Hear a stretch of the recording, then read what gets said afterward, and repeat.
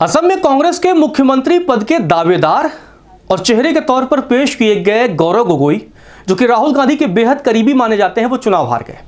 यूं तो गौरव गोगोई लोकसभा चुनाव जीतकर संसद में हैं, लेकिन बतौर सांसद उन्हें बतौर विधायकी का चुनाव लड़ाया गया और ये पेश कर दिया गया कांग्रेस की तरफ से कि कांग्रेस की सरकार बन रही है और गौरव गोगोई मुख्यमंत्री होंगे।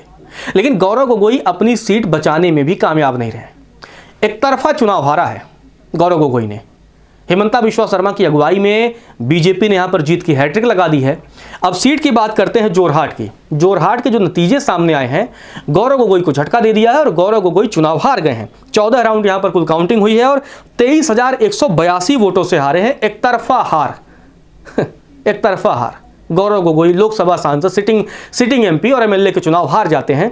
और कहां कांग्रेस ने उन पर बड़ा प्रोजेक्ट किया था और एक गोगोई ही परिवार की वजह से हिमंता बिश्वा शर्मा अलग हुए थे कांग्रेस से, और आज गोगोई परिवार अपनी राजनीतिक पतन पर जा रहा है। भले ही 2024 में गौरव गोगोई जीत कर आए हों, लेकिन आप देखेंगे अगर हम बात करें तो यहां पर हितेंद्र नाथ गोस्वामी हैं, जो कि भारतीय जनता पार्टी के उम्मीदवार थे। अब वो विधायक बन चुके हैं।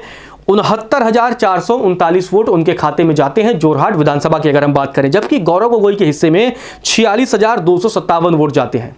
और यहां पर तीसरे नंबर पर आम आदमी पार्टी ने उम्मीदवार उतारा था। आम आदमी पार्टी के थे प्रणब प्रियांशमुख दत्ता, उनको 701 वोट मिले, मतलब जमानत जब्त हो गई है। इसके अलावा communist socialist unity centre of India के उम्मीदवार थे हिमंता कुमार पेगो, उनको 581 वोट मिले।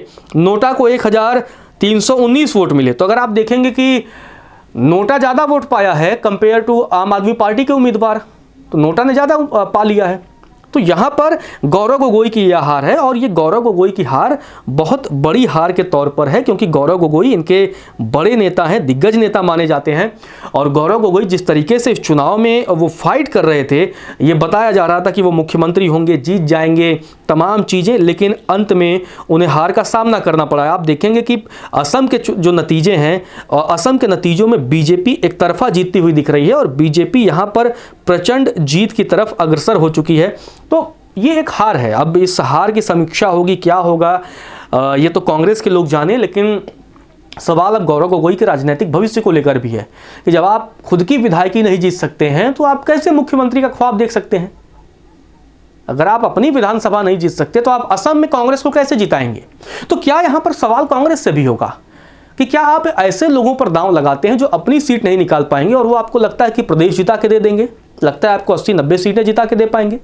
ये बड़ा सवाल होता है और कांग्रेस के आला कमान को इस वक्त मंथन की ज़रूरत है कि आप ऐसे उम्मीदवारों को अगर आप टिकट देंगे तो इससे आपकी पार्टी का क्या हाल है, आप देख रहे हैं।